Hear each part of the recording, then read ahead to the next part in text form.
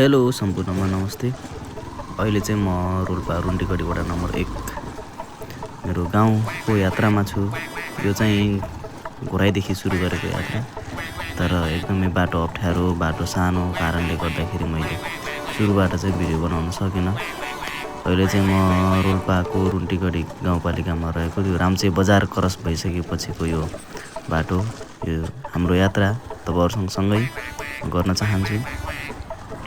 एकदमै यात्रा जोखिमपूर्ण तर त्यत्तिकै रमणीय यात्रा रहेको छ। वरपरको दृश्य अनि यो बाटो अनि सल्लाहको घारी एकदम मजाको छ। एकदम विगतको यादहरू दिलाउने खालको। विगतमा हामी यो बाटोमा जनयुद्धकालमा खुट्टाले हिँडेर दाङसम्मको यात्रा गर्ने गर्दथ्यौँ, तर अहिले यहाँ मोटर बाटो पनि सञ्चालन भइरहेको छ। उत्तरतिर एकदम राम्रो हिमाल पनि देखिन्छ, तर मेरो क्यामेराले त्यतिसम्म त्यहाँसम्म भ्याएन।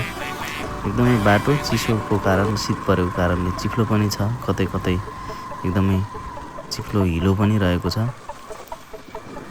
हामी तपाईँ सँगसँगै यहाँनिर चाहिँ एकदमै चिप्लो कारणले हामी सँगै लड्यौँ। बिस्तारै हामी अघि बढिरहेका छौँ। एकदमै राम्रो रमाइलो भइरहेको छ यात्रा। अगाडि बाइक चलाउनेमा मेरो माइलो फाजु हुनुहुन्छ। फाजुले एकदमै बाइक कुदाएको कारणले मेरो यहाँ सातो गइसकेको छ।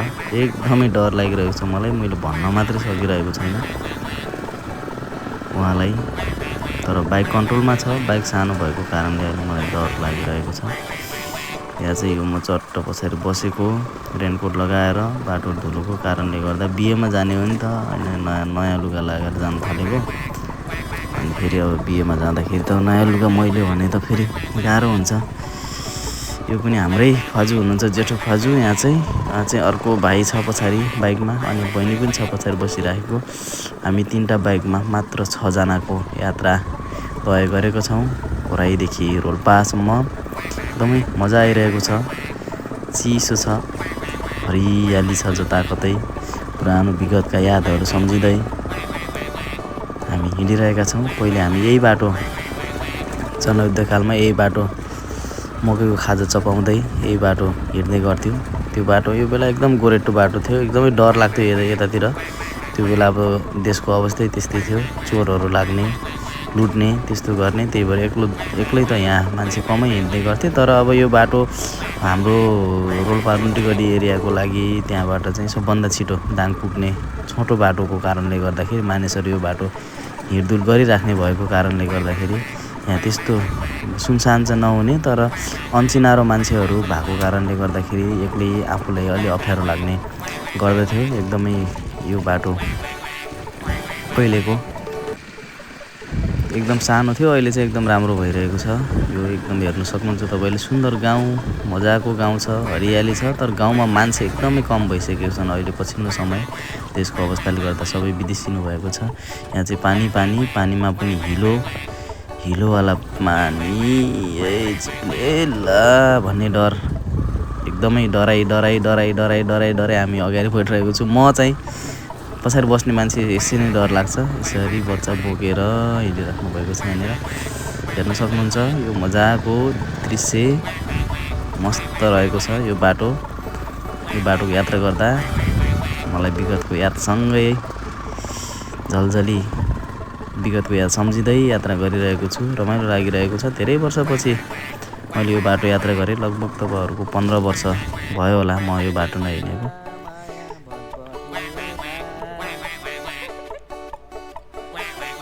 यो चाहिँ अहिले हामी सैबाङ आइपुग्यौँ। सैबाङ यो चाहिँ म सैबाङभन्दा अगाडि चाहिँ यो चाहिँ अगाडिको ब्यारेक रहेको छ। तत्कालीन जनयुद्धकालमा नेकपा माओवादीद्वारा सञ्चालित जनमुक्ति सेना बसेको यो ब्यारेक हो। अहिले चाहिँ एकदम लथालिङ्ग अवस्थामा रहेको छ। यो संरक्षण नभएको कारणले गर्दाखेरि उहाँ ब्यारेक भन्ने गरिन्थ्यो यसलाई कुनै त्यो बेला। बाटोमा हिलो छ। हामी चाहिँ उहाँ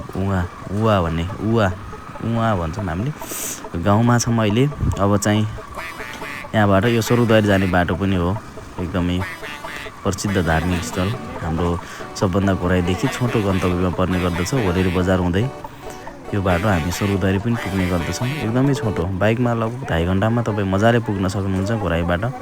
बाटो राम्रो यतातिर चाहिँ ठिकै छ, उता भोलेरीदेखि तलतिर चाहिँ अलिक अप्ठ्यारो बाटोको कारणले अलिकति समय लाग्ने हो, नत्र यो बाटो चाहिँ मजाले पुग्न सकिन्छ। अझ अघि हामी आएकै बाटो आउनुभयो भने तपाईँहरू झन् छिटो पुग्न सक्नुहुन्छ, तर त्यो बाटो अलिक कच्ची रहेको छ। एकदमै राम्रो हेर्न सक्नुहुन्छ उतातिर गाउँ, रोल्पाको गाउँ मजाको छ गाउँहरू। गाउँ यसै पनि सबैतिरको राम्रो, हामी बजार बस्नेहरूको लागि गाउँमै बस्नेलाई नि झनै राम्रो, हामीलाई नि झन् राम्रो, तर सधैँभरि हामी बस्न चाहिँ अलिक अप्ठ्यारो हुन्छ, बानी बिग्रिसक्यो। हेर्न सक्नुहुन्छ उतातिरको गाउँ, यो देखिने रुखहरू मजाको छ। अब हामी स्वर्गद्वारी जाने बाटो हुँदै हुँदै अटो ल लाज मान्नु भयो उहाँले एकदमै मस्तको यो बाटो चाहिँ एकदम गाडी हिँडिराख्ने राम्रो बाटो छ। यतिको बाटो चाहिँ अब यो ठाउँमा ठिकै पनि हो। अब अहिलेसम्म पिच भइसक्नु पर्ने, अब विविध कारणले पिच भइरहेको छैन। उता पारि सुरपाल बजार देखिन्छ एकछिनमा, मजाको छ यो बाटो, सिउँडीको घारी। अब चाहिँ यहाँबाट हामी चाहिँ हाम्रो गन्तव्यतर्फ लाग्दैछौँ। यहाँबाट हाम्रो घर जाने बाटो फाट्यो, उतातिर त्यो स्वर्गद्वारी जाने बाटो, यताको हाम्रो गाउँ जाने बाटो। यसपछि हामी अब यहाँबाट ओह्रालो सुरु हुन्छ। मजाको छ बाटो, यो पनि राम्रै छ, मजाले देख्न सक्नुहुन्छ तपाईँहरूले। निलो आकाश, बाटो यहाँ पनि चिप्लेला। धेरै वर्ष यो बाटो चाहिँ म पहिलोचोटि हो यो बाटो हिँडेको। यो बाटो पहिला चाहिँ म हिँडेको थिएँ तर मलाई त्यति याद छैन। उपारि देखिने ठुलो लेख रहेको छ, त्यो चाहिँ यो रोल्पा जिल्लाको सबभन्दा ठुलो लेख हो। त्यो लेख मानिन्छ त्यसलाई है, त्यो चाहिँ हाम्रै गाउँको लेख हो, लेखपाट। बस यो चाहिँ हाम्रो गाउँमा लिबाङ आपदेखि आएको है। अब चाहिँ ओह्रालो बाटो, चिप्लो बाटो लड्दै पर्दै आएका हामी भन्ने जस्तो छ। यो अलिकति शीत परेको कारणले गर्दाखेरि र भर्खरै हिजो अस्ति पानी परेको कारणले गर्दाखेरि बाटो अलिकति चिप्लो छ, माटो पनि त्यस्तै रहेको छ, चिप्लो माटो। ओह्रालोमा हामी मजाले डराइ गइरहेका छौँ। यो सल्लाहको दमारको बिचबाट बिस्तारै हामी पार हुँदैछौँ। हाम्रो यात्रा गन्तव्यतर्फ लम्किँदैछ। मुटुमा एकदम ढुकढुक भइरहेको छ। बाटो एकदमै चिप्लो छ, यहाँनिर एकदमै शीत परेको कारणले गर्दाखेरि। योभन्दा अगाडि हाम्रो मतदान केन्द्र निरीक्षण गर्न आएको रोल्पा जिल्लाको गाडी पनि यहाँ अल्पत्र परेको थियो, त्यो बेला झन् एकदमै हिलो थियो। अहिले सुकेको छ यो बाटो।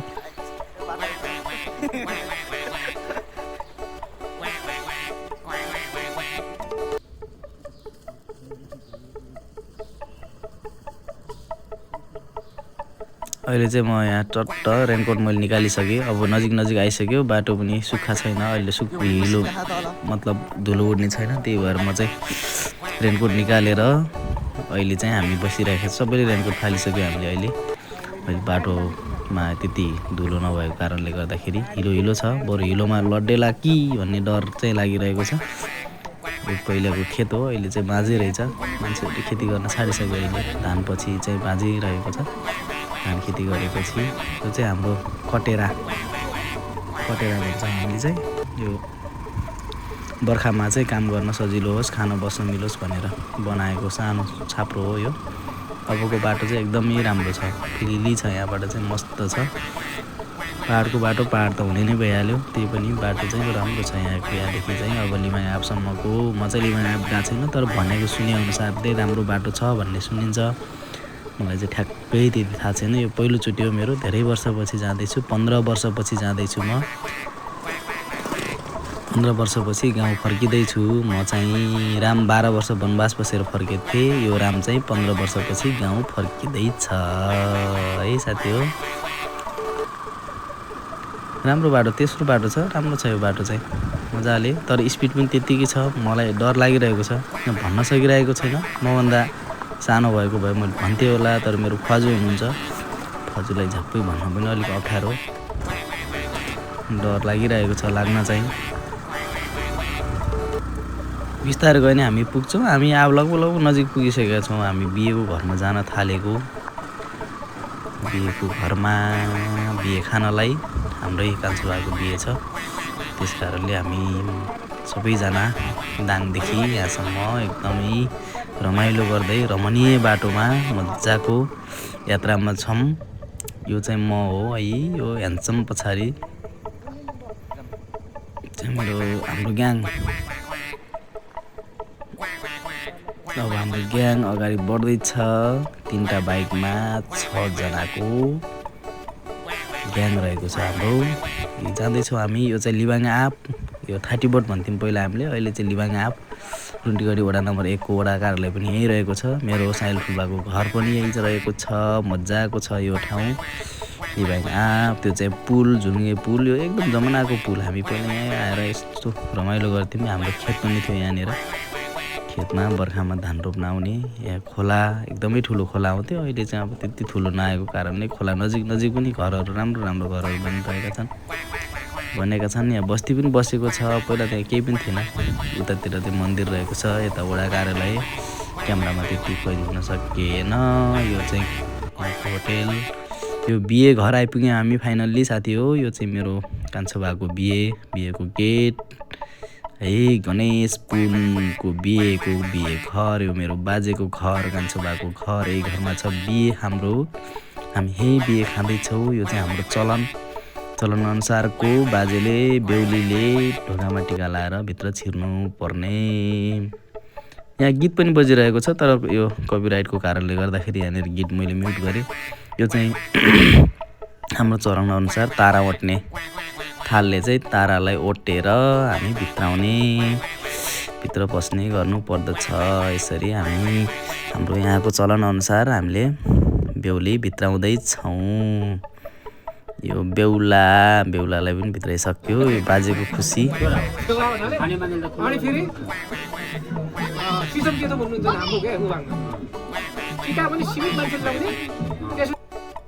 यो चाहिँ हाम्रो मजाको भिमलको घाँस खाँदैछ बाख्राहरू यहाँनिर।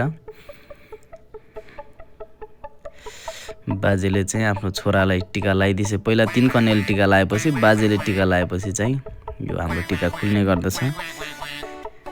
पाहुनाहरू आउने क्रम जारी रहेको छ। सबैजना पाहुनाहरू यसरी कोसेली बोक्दै आइराख्नु भएको छ। मजाको यो दृश्य राम्रो लाग्छ हामीलाई। यो हाम्रो पुरानो चलन पनि हो, यसरी ढोकामा कोसेली बोकेर बिहे घर जाने। उहाँ चाहिँ हाम्रो यस क्षेत्रको प्रतिनिधि सभा सदस्य उम्मेदवार युकुल घरतीजी। अब हामी चाहिँ बिहे सकाएर हाम्रो यात्रा फेरि आफ्नो घरतिर सोझिँदैछौँ। एकदम मन अमिलो पारेर दुःख लागिरहेको छ। यहाँ एकदम रमाइलो थियो। रमाइलो छोडेर हामी दिनभरि कता डुलेर रमाइलो गर्दै उडिरहेको, आकाशमा उडेर सम्पूर्ण चिज हेरेर रमाइरहेको एउटा पन्छी चरा साँझ परेपछि आफ्नो गुडतर्फ फर्किने गरे जस्तै अब हामी फेरि आफ्नो बसोबासतर्फ फर्किँदैछौँ। सूर्य अस्ताएको यो किरण देख्न सकिन्छ। बिस्तारै घाम अस्ताउँदैछ, सूर्य अस्ताउँदैछ। बिस्तारै मधुरो भइरहेको छ। अब चाहिँ हामी आफ्नो यात्रामा घर फर्किनुको छुट्टै खुसी अनि यहाँ बिदाई गर्दाको दुःखको क्षणलाई हामी एकदमै मनमा राखेर मन भारी बनाएर हामी फर्किँदैछौँ है त हजुर। अबको यात्रा हाम्रो यहीँ अन्त्य हुन्छ अहिलेलाई। अब म चाहिँ मेरो मोबाइलमा चार्ज पनि त्यति नभएको कारणले योभन्दा अगाडिको भिडियोहरूमा म अगाडिको यात्रा तपाईँहरू माझमा भिडियोको माध्यमबाट प्रस्तुत गर्न सकेन। अब चाहिँ यहीँ यो नै अन्तिम हो। त्यसपछि चाहिँ हामी मजाले जाँदैछौँ घरतिर।